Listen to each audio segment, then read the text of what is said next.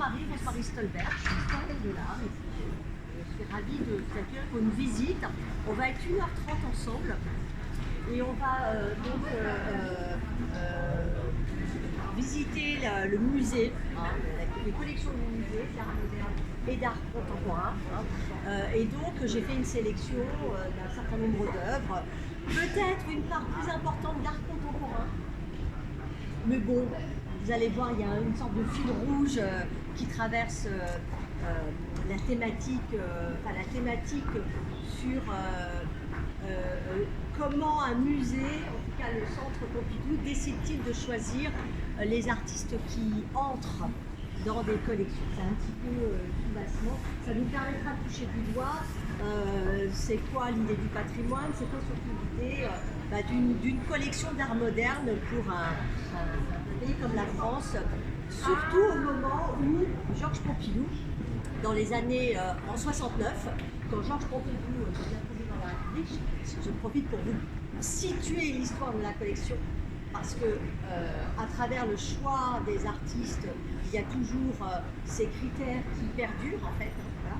En 69, quand le président Pompidou décide accède au pouvoir, il est bien conscient qu'il faut qu'il apporte une notion de modernité à la société française. Il y a eu mai 68 qui ne touchait pas que la France en fait.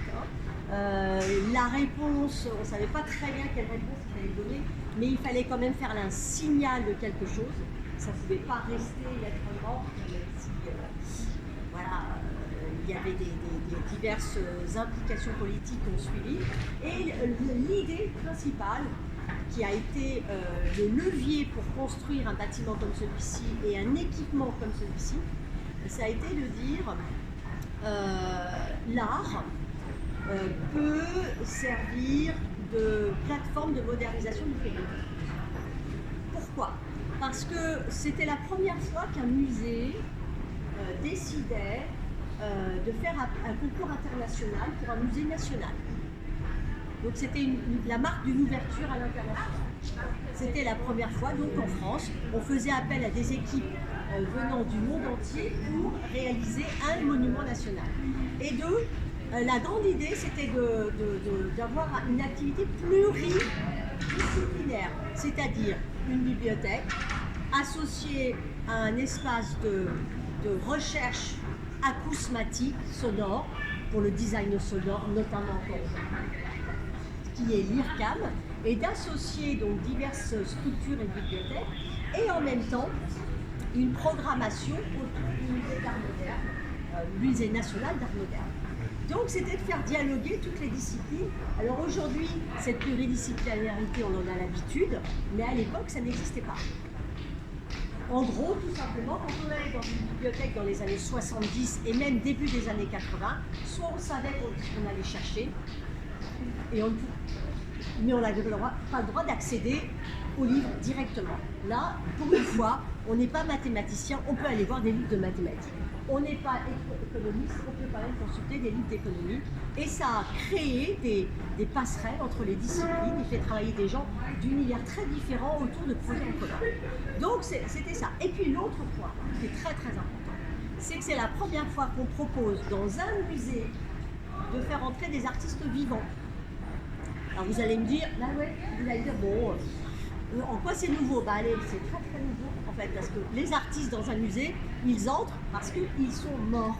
Et donc il n'y a plus de débat.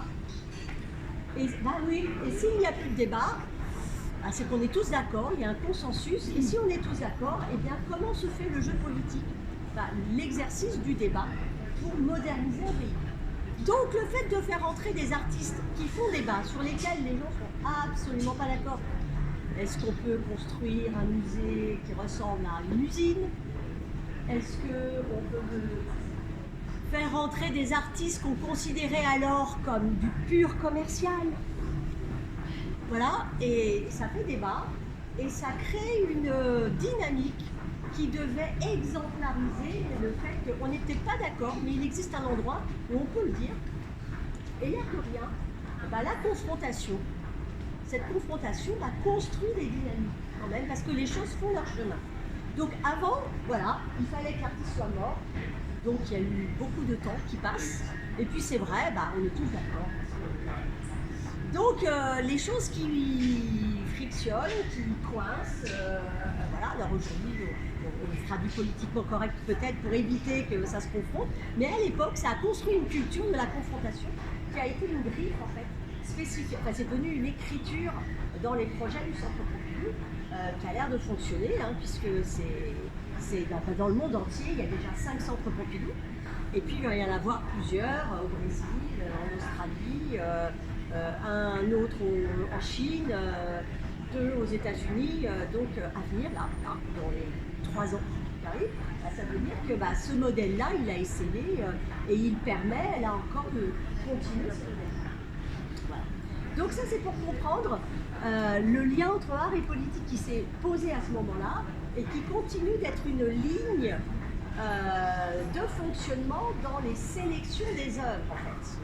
Les artistes qui font débat et dont on verra bien si on a eu raison ou pas, et peu importe d'ailleurs, de les acheter et qui deviennent du patrimoine à un moment donné.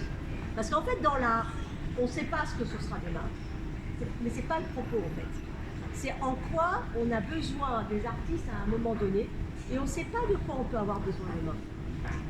Donc il faut qu'il y ait cette réserve qui a constitué des réponses ou des questions qui nous plaisent ou pas, pour pouvoir y repuiser, pour pouvoir se projeter. C'est ça l'objectif. Alors on va voir quelles ont été ces propositions au fil du XXe siècle et du début du XXIe. On y va? Allez, suivez-moi. On va monter au 5e.